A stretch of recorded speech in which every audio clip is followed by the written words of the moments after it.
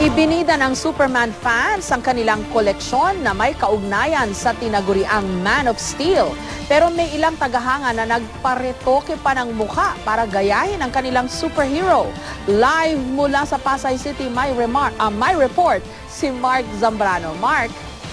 Jessica, dinagsangan ng cosplayers at fans ni Superman ang media launch ng pelikulang Man of Steel dito sa Mall of Asia. At nakausap din natin ng isang fan na naging bahagi na ng buhay, ang pagbibihis ala Superman.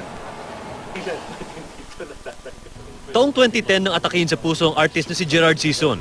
At mula noon, nangako raw siya sa kanyang sarili na alisin ang mga pinag-uugatan ng stress sa kanyang buhay.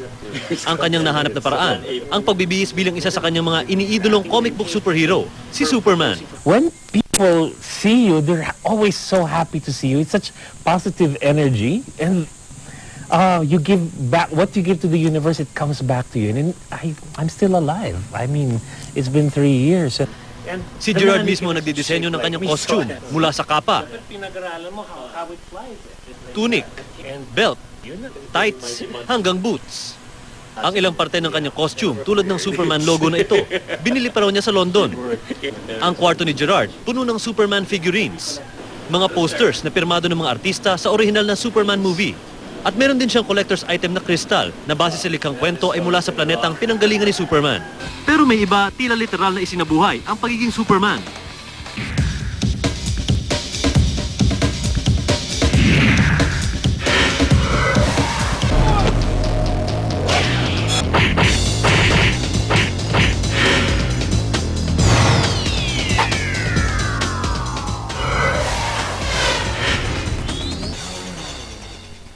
Tulad ng pageant instructor na si Herbert Chavez, na hindi pa nakontento sa pagbibihis superhero. Nagparetoke pa siya ng 7 beses para maging kamukha ang Man of Steel.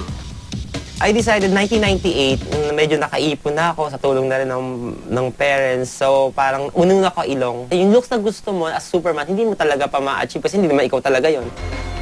200,000 piso ang nagastos ni Herbert para sa kanyang mga operasyon. DVD. Bata pa lang kasi siya, pangarap na raw niyang makamuka ang kanyang idolo. Hindi naman daw nakakapagtaka kung bakit nahuhumaling ang mga Pilipino sa mga superheroes. Bilang isang lahi, tayo ay malikhain. At bilang malikhaing lahi, nagkakaroon ng space ang animation para i-demonstrate ng mga Filipino ang kanilang pagiging malikhain. Ang mga animation, nagkakaroon ng oportunidad para i-mix yung illusion sa reality, yung fantasy sa katotohanan. Nagkakaroon ng pagkakataon na umiiral yung pagka-imaginative ng mga Filipinos. Dagdag pa ni Dr. Capili, wala naman daw masama sa pagtangkilik sa mga Western characters. Basta raw hindi natin kalimutan na meron din tayong Pinoy superheroes tulad ni Darna at Captain Barber.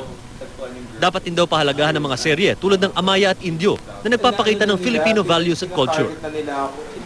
Jessica, maraming makikita dito sa exhibit ang mga Superman fans, lalong-lalo na itong napakalaking replika ng spaceship na sasakyan umano ng mga kalaban ni Superman dito nga sa Man of Steel na movie. Bukod dyan, Jessica, marami pang ibang makikita dito sa exhibit na magtatagal hanggang June 16. Kabilang na dyan, itong mga display kung saan makikita natin yung mga figurines, libro at comics na puro Superman ang tema. Dinadagsa din ng mga tao yan dahil kakaiba nga yung nakikitang mga display dito. One of a kind yan, Jessica, at hindi madaling hanapin dito sa Pilipinas. Karamihan sa kanila nanggaling sa ibang bansa at hindi ka maniniwala yung iba dyan, napakamahal ng presyo at bihirang-bihira nga makita lalo na sa mga toy stores.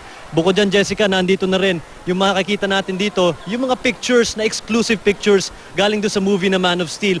Ngayon, ang unang beses na makikita ito ng mga fans si Superman at dito lang yan makikita sa exhibit sa Mall of Asia. Magtatagal ito exhibit, Jessica, hanggang June 16. Yan muna ang latest mula dito sa Pasay City. Jessica? Ako, tamang-tama yan ngayong weekend. Maraming salamat sa iyo, Mark Zambrano.